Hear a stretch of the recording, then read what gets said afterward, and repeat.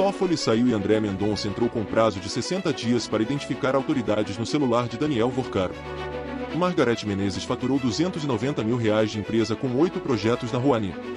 Antônio Carlos Camilo Antunes quer delatar e Fábio Luiz Lula da Silva aparece no meio. E o PL antifacção vai a votos com penas de até 40 anos. 4 bombas em um dia, você vai entender cada uma. Bloco 1, o celular que derrubou Toffoli. Em novembro de 2025, a PF deflagrou a Operação Compliance Zero. Alvo: Daniel Vorcaro, dono do Banco Master, investigado por fabricar carteiras de crédito consignado fraudulentas e movimentar recursos de origem suspeita. O celular de Vorcaro foi apreendido. O Instituto Nacional de Criminalística catalogou cerca de 100 dispositivos eletrônicos para a perícia. Só 4 peritos tinham acesso ao material, a investigação andava a passos lentos. Em dezembro de 2025, Dias Toffoli assumiu a relatoria do caso no STF. Mas havia um problema: o nome dele aparecia nas mensagens extraídas do celular de Vorcaro. Uma suspeição explícita, documentada, impossível de ignorar. Em 12 de fevereiro de 2026, os ministros do STF foram informados. Toffoli pediu para sair da relatoria. Nega ter recebido dinheiro de Vorcaro, mas integra a empresa Marito, que teve cotas no Fundo Arlen citado nas investigações.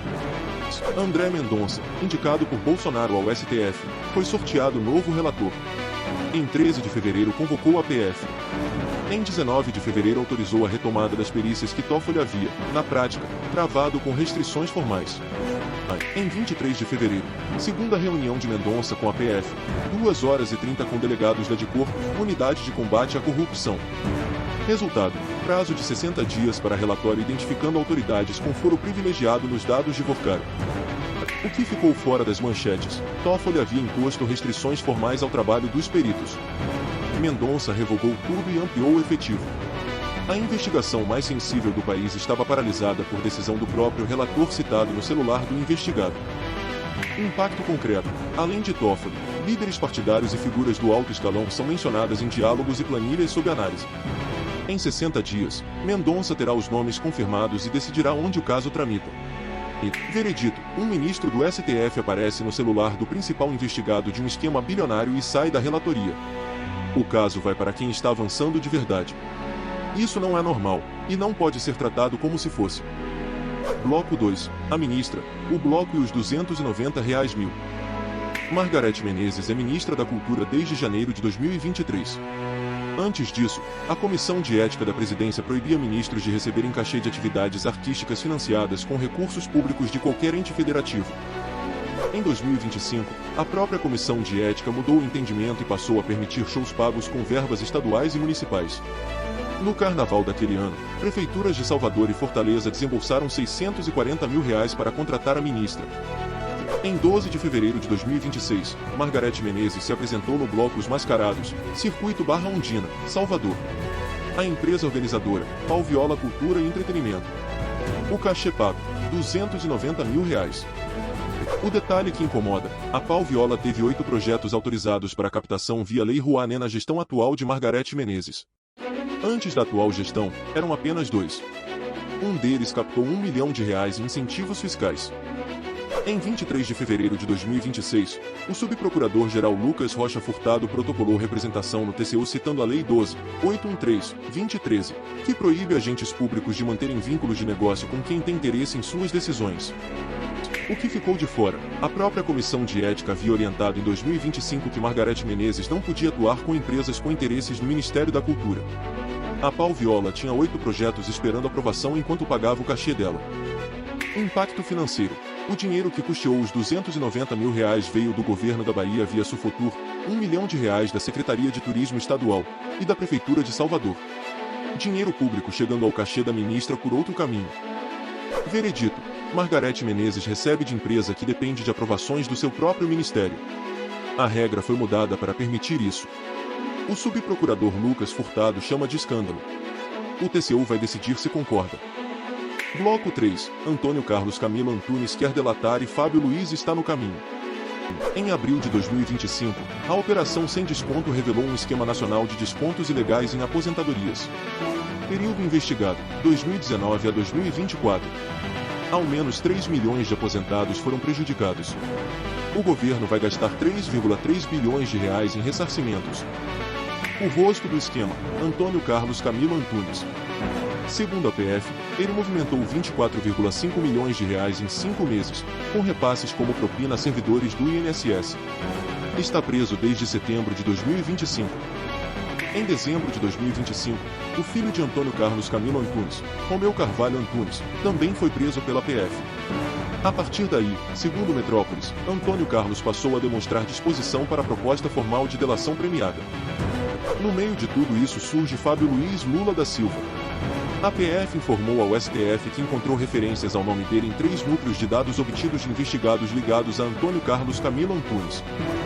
Edson Claro, ex-funcionário de Antônio Carlos, depôs à PF que o empresário teria pago cerca de 25 milhões de reais e uma mesada mensal de 300 mil reais a Fábio Luiz Lula da Silva. Claro também era testemunha na CPMI do INSS no Congresso. Além do depoimento, documentos da PF mostram que Fábio Luiz Lula da Silva e Antônio Carlos Camilo Antunes viajaram no mesmo voo da Latam de Guarulhos para Lisboa em novembro de 2024. Fábio Luiz no assento 6J, Antônio Carlos no 3A. A defesa de Fábio Luiz Lula da Silva nega qualquer envolvimento. A PF diz que até agora não há provas diretas de participação dele nas fraudes. Mas ele está sendo investigado pela relação com Antônio Carlos, e a delação pode mudar o cenário. O que ficou fora? A CPMI do INSS tentou ouvir Fábio Luiz Lula da Silva em 2025 e foi bloqueada pela base governista. O senador Everton Rocha, vice-líder do governo no Senado, foi alvo da investigação em dezembro de 2025. Veredito: 3 milhões de aposentados lesados. O homem preso por liderar o esquema menciona o filho do presidente. E a delação formal pode vir. Quando a lama chegar, não vai ter onde esconder. Bloco 4. PL Antifacção, a batalha que define o futuro da segurança pública. O Brasil tem hoje mais de 60 facções criminosas mapeadas. O PCC controla presídios em mais de 20 estados. A legislação penal para facções não tinha sido atualizada de forma estrutural há anos. O PL 5.582/25 nasce para mudar isso. O projeto passou pela Câmara com texto de Guilherme Derrite, foi ao Senado sob relatoria de Alessandro Vieira do MDB, que suavizou vários pontos. O governo queria a versão do Senado. A oposição queria a versão de Derrite. Guilherme Derrite, ex-secretário de Segurança do governo Tarcísio em São Paulo, voltou como relator na Câmara. Em 24 de fevereiro apresentou o novo substitutivo, penas de até 40 anos e prisão preventiva automática para membros de facções. Ponto central do texto de Derrite: perdimento extraordinário de bens. O juiz pode decretar perda patrimonial antes da condenação para casos de terrorismo, tráfico, lavagem e organização criminosa. O Senado havia retirado essa previsão inteira. Novidade financeira: a Cidbets, contribuição de 15% sobre transferências para apostas online. O relator Alessandro Vieira estimou a arrecadação de até 30 bilhões de reais por ano para o Fundo Nacional de Segurança Pública. Derrite manteve o ponto. O PT reagiu antes mesmo do texto de Guilherme Derrite ser publicado. A bancada divulgou nota dizendo que o texto enfraquece a Polícia Federal, subordina o órgão ao poder político dos governadores e não garante recursos duradouros. No fim da tarde de 24 de fevereiro, o presidente da Câmara, Hugo Mota, anunciou acordo entre o governo e Guilherme Derrite para votação ainda nesta terça. A proposta será chamada Lei Raul Jungmann, em homenagem ao ex-ministro falecido em janeiro de 2026. O que ficou fora? O regime de urgência do BL travava toda a pauta da Câmara desde 11 de fevereiro. O governo levou semanas em negociação porque queria blindar o comando federal sobre as polícias estaduais, e não conseguiu. Veredito: com penas de até 40 anos, prisão preventiva para faccionados e 30 bilhões de reais potenciais das BEPs, esse pode ser o marco legal mais duro contra o crime organizado da história do país. O PT tentou suavizar. Guilherme Derrite não cedeu. Fio narrativo do dia: o que os 4 fatos têm em comum. Olha o padrão. No caso Banco Master, Dias Toffoli sai da relatoria depois de aparecer no celular de Daniel Vorcaro. No INSS, a base governista bloqueou a CPMI por meses. No caso de Margarete Menezes, a Comissão de Ética mudou a regra para beneficiá-la. Em todos os casos há um esforço sistemático para desacelerar, redirecionar ou bloquear investigações que apontam para perto do poder.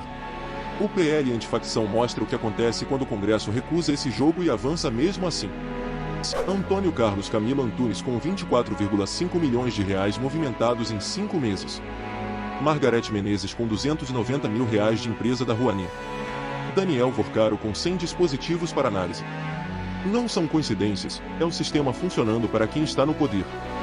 A diferença hoje, André Mendonça está no caso Master com prazo real. O subprocurador Lucas Furtado foi ao TCU contra Margarete Menezes.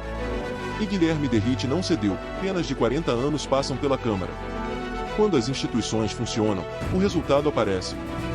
Em 60 dias, André Mendonça terá o relatório da PF sobre autoridades citadas nos dados de Daniel Vorcaro. Em paralelo, o TCU vai decidir sobre o cachê de Margarete Menezes. E a delação de Antônio Carlos Camilo Antunes pode citar Fábio Luiz Lula da Silva formalmente. Esse é um país onde aposentados têm o contra-cheque saqueado por quem tem acesso ao Planalto. Onde a ministra fatura com quem depende das suas assinaturas. Onde o relator do STF sai porque está no celular do investigado. Os fatos estão na mesa. As investigações estão abertas. Não tem como tampar o sol com a peneira, e esse canal vai continuar transmitindo tudo sem cortar nada. Os próximos 60 dias serão decisivos. Relatório do Banco Master, TCU julgando Margarete Menezes e a possível delação de Antônio Carlos Camilo Antunes. Se você quer ser avisado quando a bomba explodir, inscreva-se e ative o sino agora. Pergunta para você: qual desses 4 casos vai explodir primeiro? O relatório do Banco Master, a delação com Fábio Luiz, o TCU contra Margarete Menezes ou o PL antifacção em vigor? Escreve nos comentários.